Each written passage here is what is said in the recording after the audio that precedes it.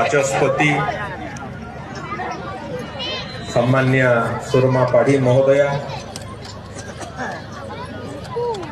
सारस्वत साधक डॉक्टर विजयानंद सिंह महोदय एवं जी निजर सारस्वत साधना रे भी कृतित्व अर्जन करिसंती समग्र राज्य रे परिचिति पाइचंती श्री अमृत ऋतुराज महोदय, आमर दुईटी जाक विज्ञापित परिषद अध्यक्ष महोदय,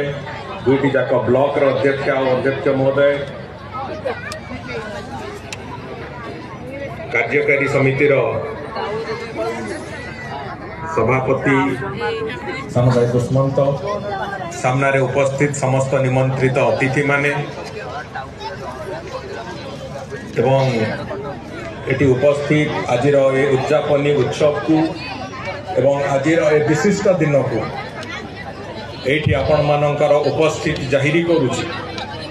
समस्त को मोर अभिनंदन जनाऊँगी, धन्यवाद जनाऊँगी, समस्त को मोर नमस्कार जनाऊँगी एवं आपण मानकर विशाल उपस्थिति आज जाहिर करुछि। आज ए कार्यक्रम रे महामहिम राज्यपाल आम सांगे जोग देइचंती।